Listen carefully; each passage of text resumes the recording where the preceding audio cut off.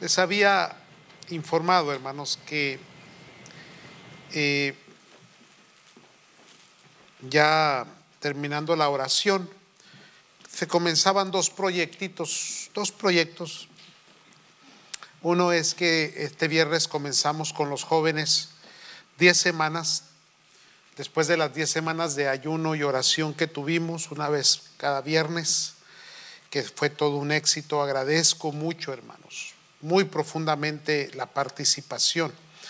Regularmente esas actividades espirituales son poco concurridas, pero yo pude ver, hermanos, en el pueblo que reaccionó de una manera extraordinaria y, hermanos, estuvieron ahí en los ayunos y en las oraciones.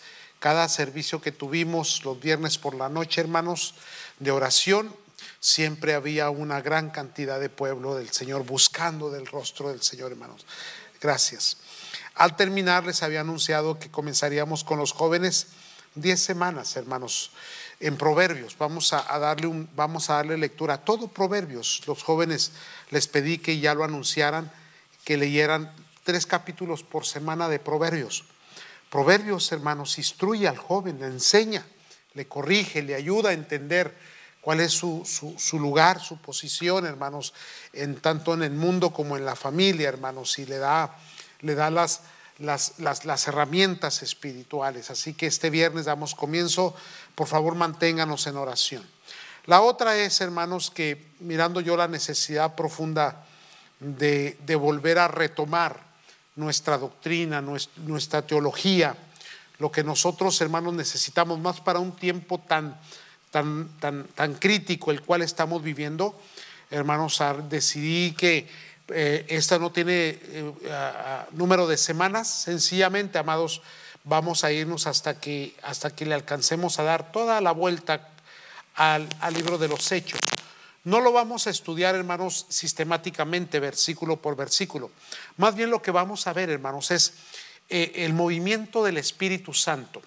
Porque si hay algo que necesitamos retomar es precisamente esa teología, la teología del Espíritu Santo, hermanos. Volver a entender de qué se trata, hermanos, el movimiento pentecostal, hermanos. Cómo es que lo conocemos, habiendo tantas inclinaciones erróneas, habiendo tantas enseñanzas, hermanos, que han hecho decaer, que han, hermanos, exhibido tantos errores y tantos males, hermanos, en los movimientos carismáticos. Pues es necesario que la iglesia, hermano, que le crea la palabra y que vive en la palabra, hermanos, pues resplandezca con una doctrina, una teología muy correcta, muy bien alineada. Entonces, amados, hoy damos comienzos. Vamos a estar hablando del Espíritu Santo, hermanos, durante muchas semanas. A esto le vamos a incluir, hermanos, oración. Regularmente terminamos siempre a 5 antes de las 8, 8:05, 8:10. Vamos todos los miércoles, hermanos, a darle continuidad a la oración, hermanos. Entonces, al terminar el servicio, hermanos, vamos a hacer, cada miércoles va a haber un llamamiento al altar y vamos a venirnos y vamos a orar. Vamos a pedir por ayudamiento, vamos a pedir, hermanos, que la gloria de Dios descienda. Vamos a pedir, hermanos, que Dios comience a tocar corazones. Nuestros jóvenes, hermanos, que sean tocados por el Señor. Si el Espíritu Santo no obra en ellos, no toca sus corazones, por más que hagamos eventos y conciertos y cuanta cosa hagamos, hermanos, nada va a cambiar ni va a transformar el corazón de nuestros jóvenes. Nuestros niños están siendo expuestos. Usted, padre de familia que tiene hijos pequeños, sus hijos van a ser expuestos a doctrinas, enseñanzas tan perversas, tan malas, tan oscuras en las escuelas, en los medios de comunicación, en las redes sociales, hermanos, a través del televisor, de los nuevos programas. Hay una invasión diabólica, hermano, que está acosando la iglesia, está opacando la espiritualidad de la iglesia, y no lo podemos permitir. Para ello necesitamos el poder del Espíritu Santo. Necesitamos levantarnos con fuerza, hermanos, con santidad, levantarnos, hermanos, a pelear la buena batalla de la fe. La iglesia no se puede esconder, la iglesia no puede rezagarse, hermanos, en su trinchera y quedarse ahí. No, hermanos, tenemos que pelear la buena batalla de esta fe, hermanos.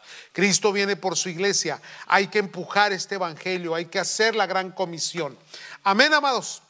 Entonces, amados, cada miércoles después de la exposición nos vendremos a hacer oración y oraremos por diferentes, hermanos, situaciones y pidiéndole a Dios que Dios traiga un despertamiento espiritual. Muy bien, pues comenzamos, hermanos, ya después de esta pequeña explicación. Hechos capítulo 1, versículo 1 al 5, hermanos, si es usted tan amable. Antes de entrar en la escritura, hablemos un poquito de Lucas. Algunos líderes les di un libro, hermanos, y a algunos líderes que no les he dado, pídamelo si usted gusta, esto se lo hago llegar, que es un libro que se usa para escuela bíblica, que le va a ayudar, hermanos, para entender un poquito más el libro de los Hechos. Estos libros estudian todas las escrituras, pero elegí únicamente el libro de los Hechos para que retomen otra vez la doctrina, vuelvan a refrescar lo que ya saben, porque ya lo sabemos, es muy básico, ya lo tenemos en nuestro corazón, pero hay que recordarlo, hermanos, hay que volverlo a refrescar en nuestra mente. Ahora bien, Lucas, hermanos, vamos a hablar bastante del personaje que es el escritor, el autor, tanto del Evangelio de Lucas como en los Hechos. Los Hechos, hermanos, se le llama los Hechos de los Apóstoles, pero la realidad es que es los Hechos del Espíritu Santo. Ahora, ninguno de los personajes de la Biblia, hermanos, más de los que escribieron los evangelios, ninguno de ellos, hermano, habla tanto del Espíritu Santo o de la llenura o del poder del Espíritu Santo como Lucas. Y es que Lucas fue un personaje, hermano, muy íntimo de Pablo. Entonces él de primera mano vio lo poderoso que es el mover del Espíritu Santo. Todos hablan del Espíritu Santo, Pedro lo habla, Santiago lo habla, todos lo hablan, pero la teología lucana, la teología del Espíritu de Dios, hermanos, en el Evangelio, en estos dos tomos, el Evangelio y el libro de los Hechos, hermano, nos abre tanto conocimiento, tanta sabiduría de cómo, hermanos, el Espíritu Santo es el que hace la obra. Cuando lees Lucas vas a encontrar, hermanos, que Elizabeth fue llena del Espíritu Santo, Zacarías fue lleno del Espíritu Santo, que Juan el Bautista dijo, el que viene tras de mí los va a bautizar con Espíritu Santo y fuego. Y así sucesivamente encuentras, hermanos, en su escritura cómo él enseña la teología del Espíritu Santo. Lo interesante de esto, hermanos, es que el mover del Espíritu Santo es criticado y es puesto para personas ignorantes, o por lo menos así nos tachan a veces. Y no es cierto, hermanos. Déjenle explico por qué. Porque Lucas es un historiador. Nadie pone más detalles históricos en su evangelio que Lucas, hermano. Quiere decir que este es un personaje de un alto conocimiento. Aparte, era médico de medicina. Para su tiempo, hermanos, el hombre era una eminencia. Era un hombre con un conocimiento extraordinario. Y pues lo más tremendo de todo es que no era parte de los apóstoles. Porque otras doctrinas dicen que el mover del Espíritu Santo en lo que es el bautismo, la llenura, los milagros, únicamente eran para los 12 apóstoles. Y que una vez muertos los apóstoles se acabó el mover del Espíritu Santo. No, hermano. Lucas no era parte de los apóstoles y él fue el que lo registra. Y vamos a ver a través de la escritura cómo el mover del Espíritu Santo trascendió a los apóstoles. ¿Estamos, hermanos? Va a haber mucha información, vamos a leer mucha historia, vamos a consultar muchos textos bíblicos, porque todo lo que creemos tiene que ser basado bajo el texto de las escrituras. ¿Listos, hermanos? En el primer tratado, oh Teófilo, hablé acerca de todas las cosas que Jesús comenzó a hacer y a enseñar. Siempre la prioridad es Cristo. Empezando Lucas, el segundo tomo dice, en el primer tratado te hablé acerca de todas las cosas que Jesús, el Cristo, comenzó a hacer y a enseñar. Versículo 2, hasta el día que fue recibido arriba. Esto quiere decir que el enfoque es la resurrección y la ascensión. Resurrección y ascensión. Ahorita les voy a explicar por qué estoy citando estos puntos, hermanos. Dice, hasta el día que fue recibido arriba, después de haber dado mandamiento, ¿por qué? Ve, por el Espíritu Santo. Aparece inmediatamente, rápido aparece, hermanos.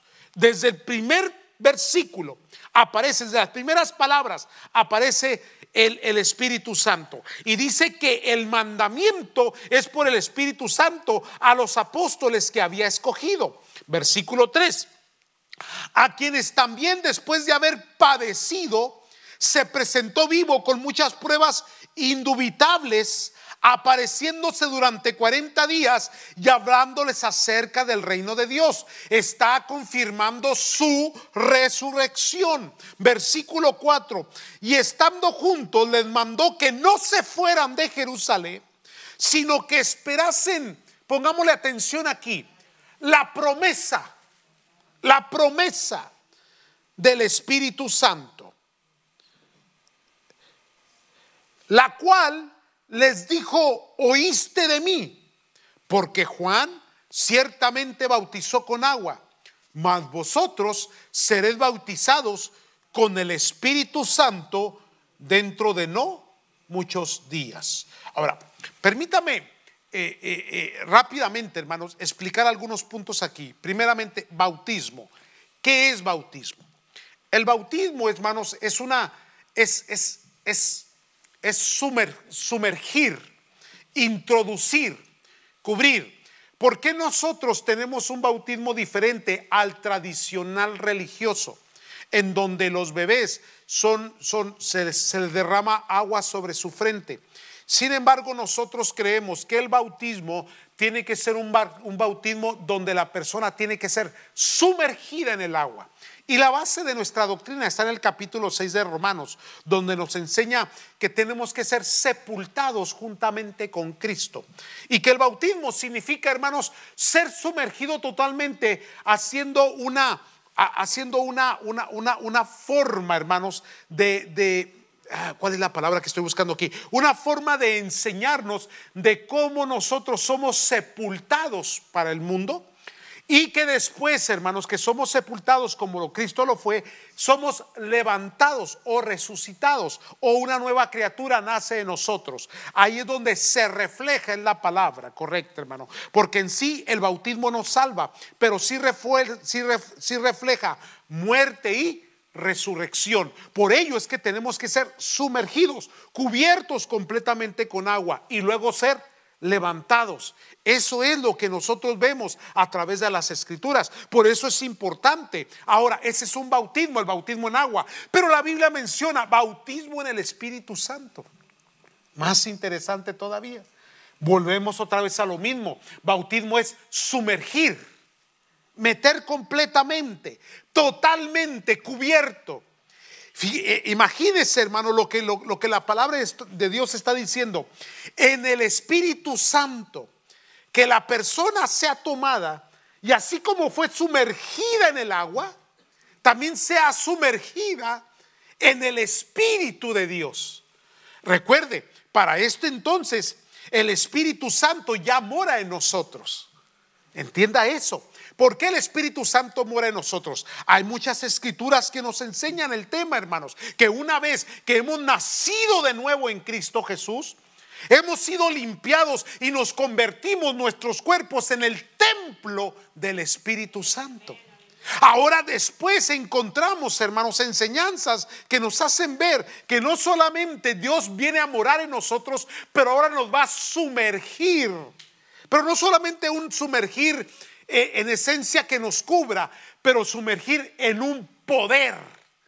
Esto es importante comprenderlo. Ahora bien, lo vamos a estar mirando a través de las Escrituras, o no nos vamos a detener en ninguno de esos puntos, pero vamos a ir refrescando. Pero comencemos con la primera parte. Dice la Escritura que aquí que estamos leyendo, hermanos, que la primera forma de aparecer en el Espíritu Santo en este segundo tomo de Lucas es que daba mandamiento por el Espíritu Santo.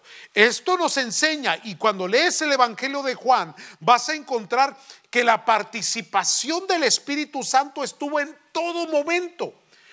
Cuando María fue engendrada ¿por quién? Por el Espíritu Santo. Hay gente que todavía no alcanza a entender a ese Dios divino, hermanos, que es un solo Dios y que tiene la facultad de manifestarse a la humanidad de tres maneras diferentes. Enloquecen, se les embota. Hermanos, no pueden entender. Y hay quienes ponen al Espíritu Santo como una fuerza más que como una persona.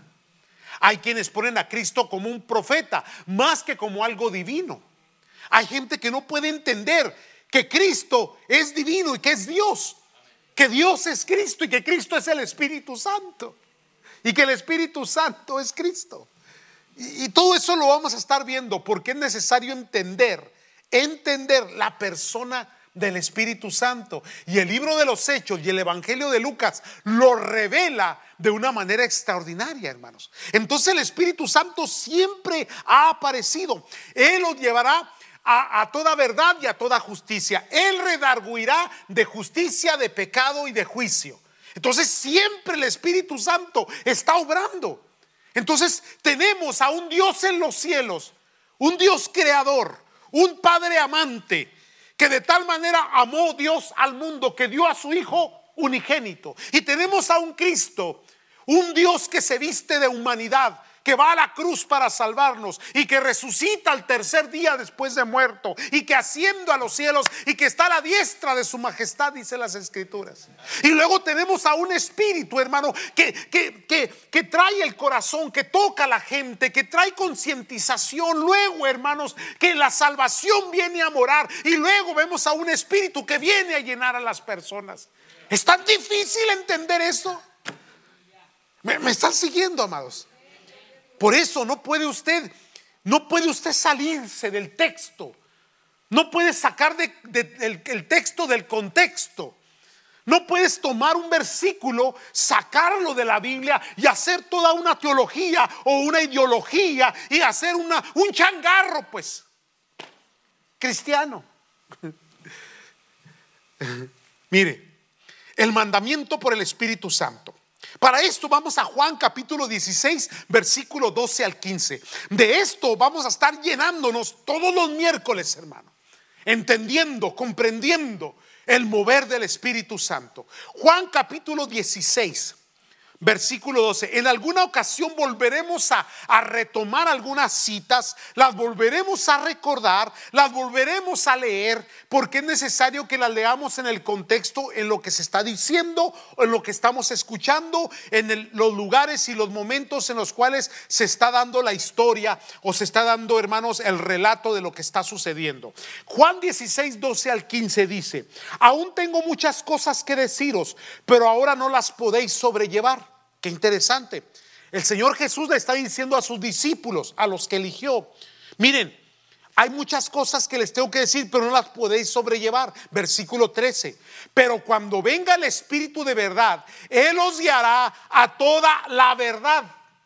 A toda la verdad. Porque no hablará de su propia cuenta, sino que hablará de lo que oyere, y os hará saber las cosas que habrán de venir. Está hablando de una personalidad. Hablará de lo que oyere, no de sí mismo. Por eso es que mire, le voy a tirar una bomba aquí, una granada, mire. Pero el Espíritu Santo, yo no encuentro en la Biblia que se le adore. No se ha fijado en eso. Porque el Espíritu Santo es el motivador para adorar a Cristo. Léete el texto. No encuentro en donde se pueda decir estamos adorando al Espíritu Santo. Les digo porque he escuchado predicadores decirlo. Pero es que el Espíritu Santo es el que provoca en ti la adoración. La adoración a Cristo, la adoración al Padre. Qué interesante. No hablará de mí. No hablará de sí mismo. Vamos adelante. Dice, Él os guiará, ¿no? Porque no hablará de su propia cuenta, sino que hablará todo lo que oyere y os hará saber las cosas que habrán de venir. Él me glorificará. ¿Están leyendo el 14? Ahora, está hablando de darle la gloria a Cristo. Profeta no puede ser. Un ser que no tiene divinidad tampoco puede ser. Tiene que ser Dios. Porque la gloria de Dios, Él no la comparte con nadie. Me glorificará, porque tomará de lo mío y os lo hará. Es el Espíritu el que revela a Cristo en el corazón de las personas. Por eso es importante que nosotros, en vez de estar discutiendo y estar argumentando y estar peleando con una persona para llevarla a Cristo, a veces es más poderosa la oración. Porque la oración mueve la mano de Dios, mueve el Espíritu Santo y toca las vidas y los corazones y trae convicción. Esto no nos quita la responsabilidad de hablar de Cristo y de compartir el Evangelio. Pero recuerda que no podemos tomar la posición del Espíritu Santo. Y ese es el error de mucha gente, que a fuerzas queremos convertir a alguien, ya sea porque lo amamos, porque es hijo, porque es papá, porque es alguien que deseamos que conozca del Señor, y forcejeamos y peleamos y empujamos y atropellamos y arrastramos y llevamos y no sucede nada. El Espíritu Santo tiene que traer convicción. Por eso en la iglesia se necesita el mover del Espíritu Santo, la libertad del Espíritu Santo, la llenura del Espíritu Santo. Vamos adelante. Todo lo que tiene el Padre es mío. Tomará de lo mío y lo hará saber. Todo lo que tiene el Padre es mío. Por eso te dije que tomará de lo mío y lo hará saber. Fíjese que el Espíritu de Dios, si volvemos al texto de Hechos, dice que le fue dado mandamiento por el Espíritu Santo. Quiere decir que el Espíritu Santo no solamente se mueve en lo que es, algún punto de carisma, dones carismáticos, hablar en lenguas, cosas emocionales, pero el intelecto, el Espíritu Santo se mueve también, porque el Espíritu Santo te da sabiduría, discernimiento, conocimiento para poder entender la palabra. Siempre que he podido enseñar, más cuando me toca hablar al ministerio, a los pastores, siempre me gusta mencionarles eso. La iglesia es como un avión que su forma de volar está en sus dos alas, y cada ala tiene una turbina, y esas turbinas son las que producen la fuerza para que se levante. Para nosotros la iglesia somos como un avión que tiene una ala que se llama Espíritu Santo y otra ala que se llama Palabra de Dios. Hay mucho cuerpo de Cristo que corre, que avanza, que vuela con una sola ala. No hay efectividad en ello. Podrá mantenerse en el aire, podrá sustentarse por algún tiempo, pero no será lo suficientemente efectivo, porque hay gente que se va únicamente con la palabra de Dios y evita al Espíritu Santo. En otra ocasión tenemos movimientos carismáticos en los cuales se van, hermanos, únicamente con el Espíritu Santo, y todo tiene que ver con sentimentalismo, emocionalismo, profeticismo, con tantas cosas, sin la consulta de la palabra de Dios. La palabra y el Espíritu van juntos, no lo puedes separar. Y entre muchas cosas que le voy a mencionar, una de ellas es que el Espíritu Santo en los últimos tiempos se ha tomado, hermanos, como un elemento para mi prosperidad, para mi sanidad, para sentirme bien, para ser bendecido, para ser próspero, para sentirme lleno de gozo, cuando la realidad bíblica es que el Espíritu Santo fue dado con el principal propósito: recibiréis poder y me seréis en Jerusalén, Judea, Samaria y hasta lo último, para la gran comisión. Entonces ya no se habla de la gran comisión, de ganar las almas para Cristo, sino de cómo el Espíritu Santo a mí me bendice. ¿Ve cómo cómo se ha distorsionado? Y el Espíritu Santo para eso fue dado. ¿Dónde dice: quédense en Jerusalén para que el Espíritu Santo venga y los prospere? Antes bien entraron en persecución, hermano. No, hombre, cuando entremos con Pablo, hermano, donde quiera me lo sonaban, y era lleno del Espíritu Santo. ¿Me están siguiendo, amados? La primera parte. Entonces el mandamiento, fíjese bien que vemos que el Espíritu de Dios se movía en todas las cosas.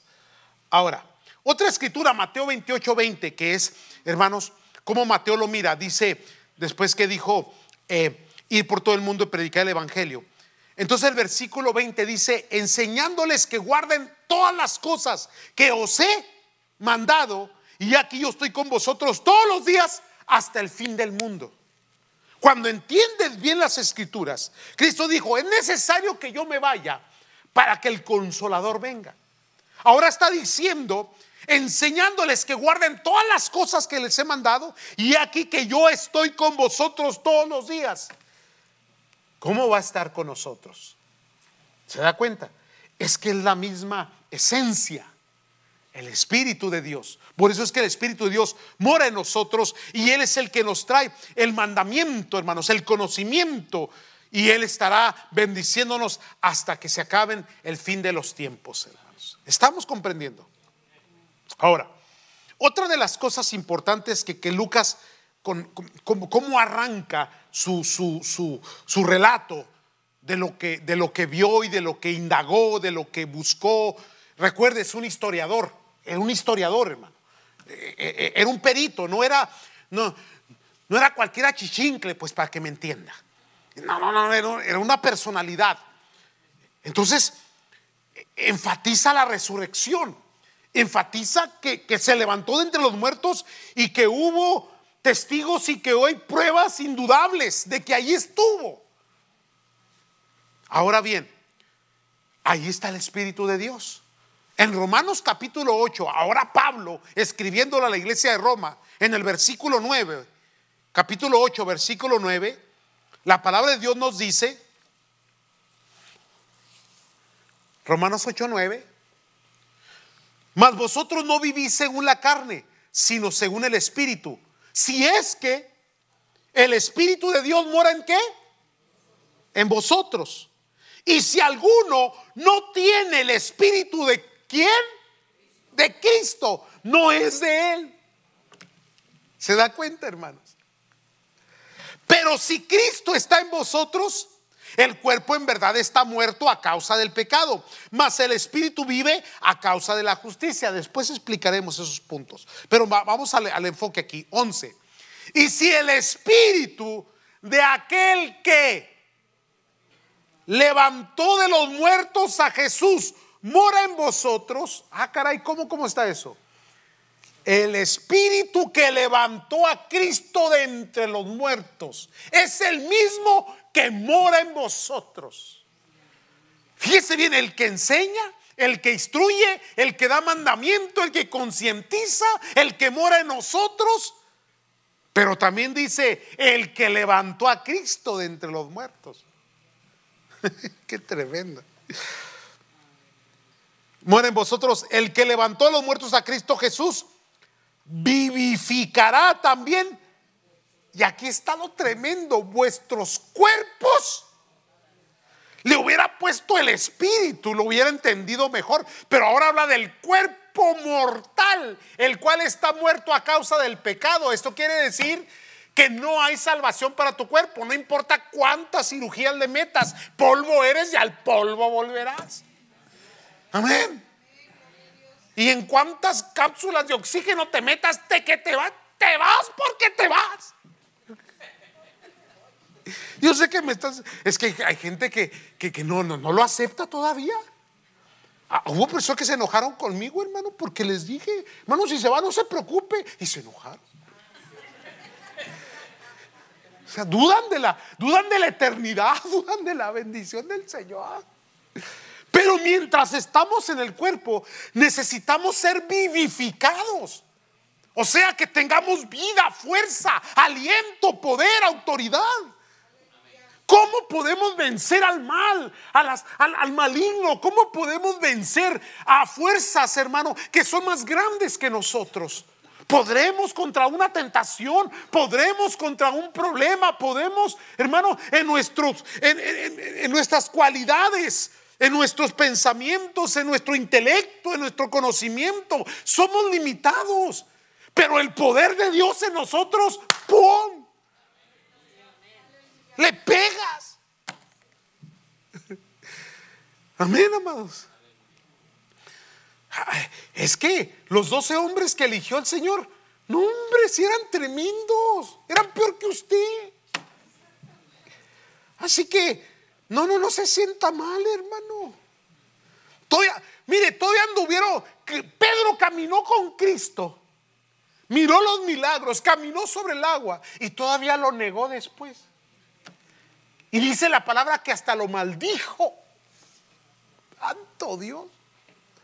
Si usted o yo hubiéramos visto los milagros que Pedro vio, entonces eran personajes tan faltos, tan incoherentes, pero por eso necesitaban ser llenos del Espíritu Santo. Por eso necesito yo al Espíritu Santo, porque sin Él no puedo. No podemos, nos ganan las pasiones, las concupiscencias, las situaciones, las circunstancias, nos agobian, se nos acaba la fuerza. No podemos, pero Él vivificará nuestros cuerpos mortales por su Espíritu que mora en vosotros. Y ese es el poder de la resurrección, ese poder que levantó a Cristo entre los muertos, es el poder que está en ti. Imagínate el potencial.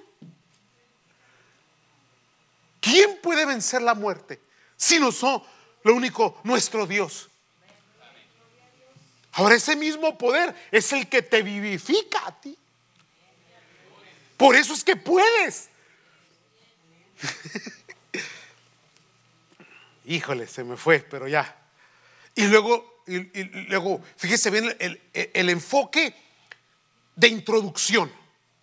Primeramente, el mandamiento que se daba por el Espíritu Santo, el poder de la resurrección por el Espíritu Santo, y ahora viene la promesa del Espíritu Santo. Y esta no es otra cosa no más que la cita de Lucas capítulo 3 versículo 15.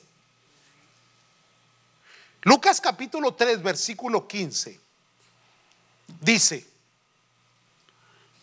cuando el pueblo estaba en expectativa, preguntándose todos en sus corazones si acaso Juan sería el Cristo, el versículo 16 dice, hermanos, respondió Juan diciendo a todos: yo a la verdad os bautizo en agua, pero viene uno más poderoso que yo, que no soy digno de desatar la correa de su calzado. Él os bautizará en Espíritu Santo y fuego. Oh, hermano, no se puede ignorar esta enseñanza, hermanos, menos en un tiempo como este, donde las cosas, hermanos, son tan adversas, tan malas, tan oscuras, y que Cristo está a la puerta para volver por su iglesia. vamos a estar viendo el bautismo en el Espíritu Santo, hermanos. Entonces, esa es una introducción. Nos detendremos en muchos puntos.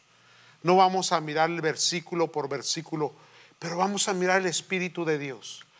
Pues que si hay algo que deseamos es que seamos una iglesia llena del Espíritu Santo, dirigida por el Espíritu Santo y con el poder del Espíritu Santo para poder vencer en el nombre de Cristo Jesús. Amén, santos. Vamos a orar. Voy a pedir que se pongan de pie y yo los voy